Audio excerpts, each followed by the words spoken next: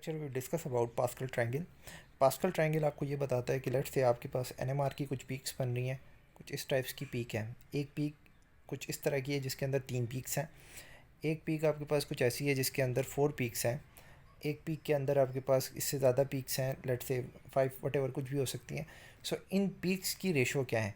इनकी ratio mean कि इसकी इंटेंसिटी क्या है। इंटेंसिटी एक्चुअली कहा जाता है ग्राफ पे आपके पास जो इसका एम्पलीट्यूड होता है, किसी भी वेव का एम्पलीट्यूड इंटेंसिटी कहलाती है। यानी कि जितनी ज़्यादा आपके पास इंटेंसिटी होगी ग्राफ की, उतना ही ज़्यादा उस वेव का एम्पलीट्यूड होगा। सो एम्पलीट्यूड मीन इंटेंसिटी। तो जब आप बेसिक क्लासेस में 9 मैट्रिक क्लास में जब आप इंटेंसिटी की डेफिनेशन पढ़ते हैं तो एम्पलीट्यूड से उसकी रिलेशन वहाँ पे हम बताते हैं कि जितना ज़्यादा आपके पास वेव का एम्पलीट्यूड होगा उतनी ज़्यादा इंटेंसिटी होगी, वहाँ से इसकी रिलेशन बनती है। सो आपको एक बात क्लियर हुई कि इंटेंसिटी जब भी आपने बतानी होगी कि ये वेव कितनी, इसकी हाइट कितनी होगी। इसकी हाइट के बारे में जब भी हम डिस्कशन करेंगे तो वो हमें बताना पड़ेगी कि अगर 2 पीक्स हैं तो इसकी हाइट कितनी है और इसकी कितनी है, ठीक है, मिड वाली की। तो इन हाइट को हम रिलेट करेंगे, तीनों हाइट्स को हम आपस में रिलेट करेंगे कि अगर पहली वाली वेव आपकी 1 हाइट की है, ठीक है, 1 मीटर की है, तो सेकंड वाली लेट से 2 मीटर की होगी कि इधर 3 मीटर की होगी, ठीक है। उसके बाद थर्ड वाली आपके पास फिर अगेन 1 पे आ जाती है, ठीक है। तो मिड वाली जो है वो ज़्यादा हाई पीक होती है। तो इस तरीके से ये ऐसा क्या क्या होगा, 1:2 होगा कि 1:3 होगा, ये हमें पास्कल ट्रायंगल से हम ये डिस्कस करते हैं। अच्छा, ये हम यहाँ पे जो डिस्कशन कर रहे हैं ये जस्ट इसकी मैथमेटिकल डिस्कशन और ये टेक्निक है पास्कल ट्रायंगल एक आपको ये बताने के लिए कि किस तरह से आप इस एनर्जीज सॉरी इंटेंसिटीज़ को बताएंगे, इंटेंसिटीज़ का रेशो बताएंगे।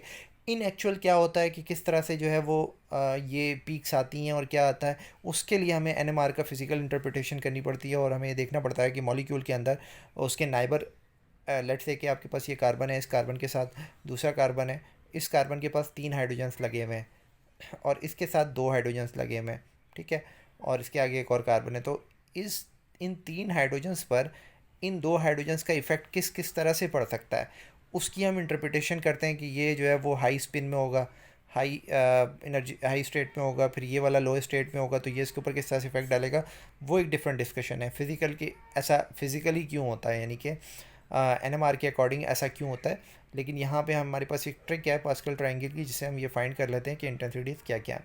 सो फर्स्ट ऑफ ऑल, अगर आपके पास कहीं पे 1 की पीक आ रही है तो उसको आप कहेंगे सिंगलेट। अगर आपके पास 2 पीक्स आ रही हैं तो उसको आप कहेंगे doublet.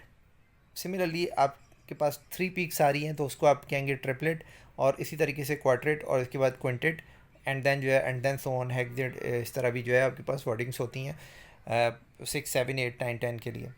Okay, so first of all अगर सिंगल पीक होगी तो सिंगल ही पीक होगी, राइट, ये बात क्लियर है। सबसे पहले हम ये देख लेते हैं पास्कल ट्रायंगल बनता कैसे है। सो पास्कल ट्रायंगल आपने कुछ इस तरह बनाना है कि आपने सबसे पहले 1 ड्रॉ किया, उसके बाद इस तरह से ट्रायंगुलर फॉर्म में 1 ड्रॉ कर दिए, ये एक ट्रायंगल बन रहा है एक तरह से। उसके बाद आपने क्या करना है, इन 1 और 1 को प्लस करना है, तो जो आंसर आएगा वो बिल्कुल ट्रायंगल के इस तरह मिड में लिख देना है कि आपके पास कुछ इस टाइप की शेप आ रही हो। ये पैरेललोग्राम नज़र आ रहा है, आप इसको पैरेललोग्राम कह लें या ये कह लें कि ये एक क्रॉस में रेक्टेंगल बना हुआ है। तो ये आपके पास इतनी शेप आपको समझ आ गई किस तरह से आई। फिर आपने क्या करना है, इसी ट्रायंगल को कंप्लीट करने के लिए जैसे 1 आपने यहाँ लिखा था, इसके यहाँ पे भी 1 लिख दें कि ये 1 बिल्कुल 2 के पैरेलल में आए। अब आपके पास ये ट्रायंगल इस तरह से एक्सपेंड हो जाए, राइट। सो ये लिखने के बाद आपने क्या करना है कि अब एडिशन करनी है। इन दो को जब आप प्लस करेंगे, ये दो आप जब प्लस करेंगे और ये दो जब प्लस करेंगे तो आंसर क्या आएगा आपके पास 3 3। ये 3 3 आप यहाँ पे लिख दें, राइट। ये लिखने के बाद आपके पास जो शेप आएगी वो कुछ इस टाइप की शेप आ रही होगी यहाँ पे, ठीक है। सो ये शेप आ गई और ट्रायंगल आपका मज़ीद एक्सपेंड करना पड़ेगा। अब आपको ट्रायंगल को हम अब यहाँ तक ले जाएंगे कि आपके पास ये 3 3 इसके अंदर इन्वॉल्व हो जाए। साइड्स पे कॉर्नर्स पे आपने 1 लगा देने हैं। उसके बाद नेक्स्ट इन दोनों को प्लस करें तो आंसर आता है 4, नीचे लिख दें। इन दो को प्लस करें तो आंसर आता है आपके पास 6, इसको आप नीचे लिख देते हैं।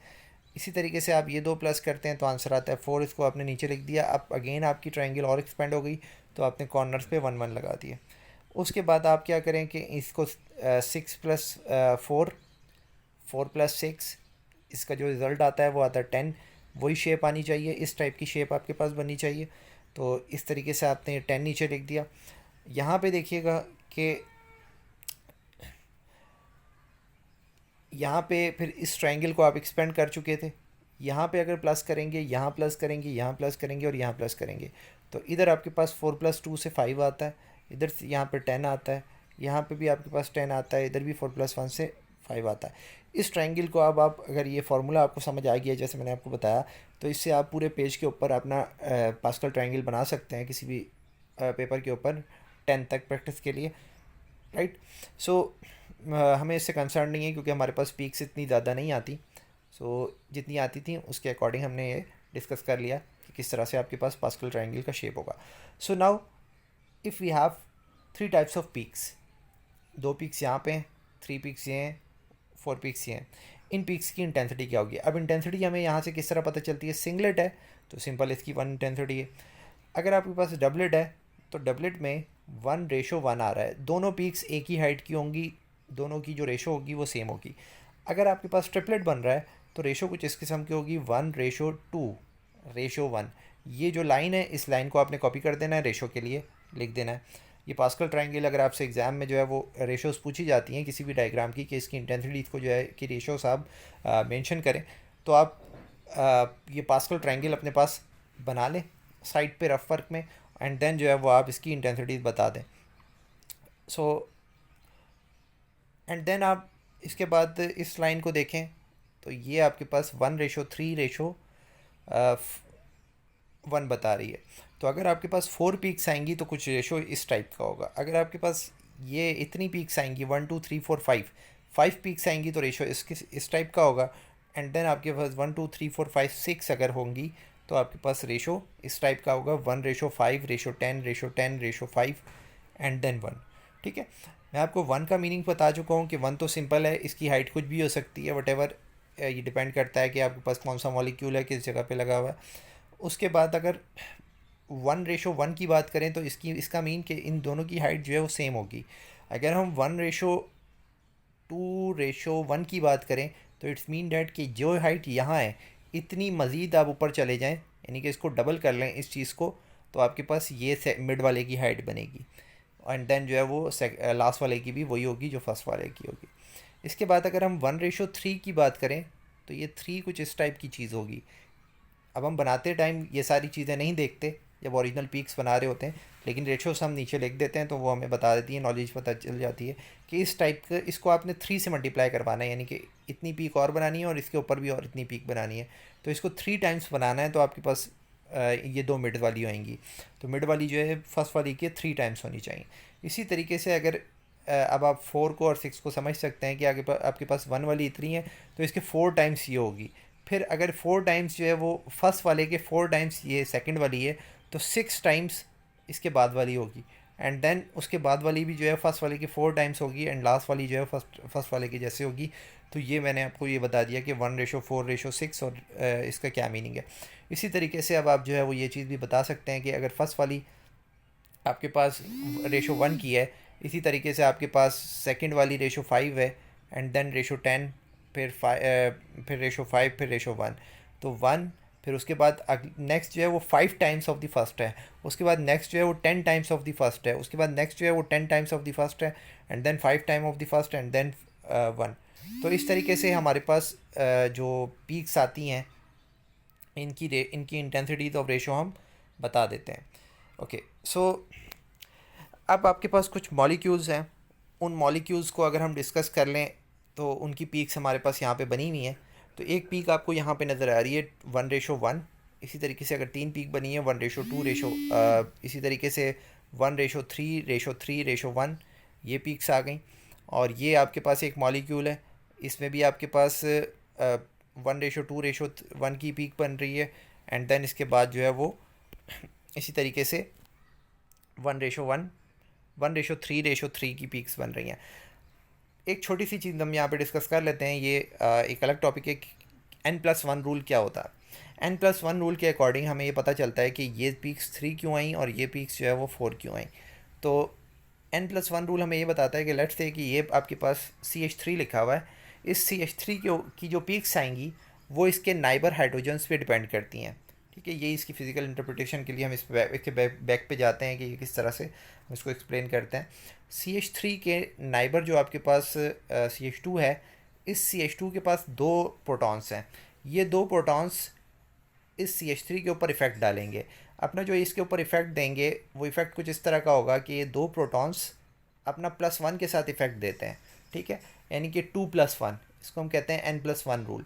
कि आपने क्या करना है, अगर आपने इसकी पीक्स निकालनी है तो इसके नाइबर में देखने हैं कि कितने प्रोटॉन्स हैं, उन प्रोटॉन्स को n बोलना है। ठीक है, उसके साथ +1 कर देना है तो रिजल्ट आएगा आपके पास 3। इट्स मीन डैट कि इसकी जो पीक्स आएंगी वो आएंगी 3। तो ये बात आपको समझ आई कि यहाँ पे आपके पास ये जो पीक्स आ रही हैं, ये पीक्स किसकी हैं? ये पीक्स आपके पास CH3 की हैं, राइट। सो इसी तरीके से अगर आप इसकी पीक्स निकालना चाहते हैं CH2 की, तो CH2 की पीक्स निकालने के लिए आपको इसको डिस्कस करना पड़ेगा, CH3 को। तो CH3 को हम देखते हैं तो इसके पास 3 प्रोटॉन्स हैं, 3 आ गया। 3 में हम +1 कर दें तो +1 आपके पास आंसर आता है 4। तो 4 जो आंसर आया तो इट्स मीन डैट के CH2 की जो पीक्स होंगी वो कितनी होंगी? 4 होंगी। अभी हम बाकी डिस्कशन नहीं कर रहे कि इसकी पोजीशन ठीक है यहाँ पे, कि ये जो है वो राइट पे और ये लेफ़्ट पे।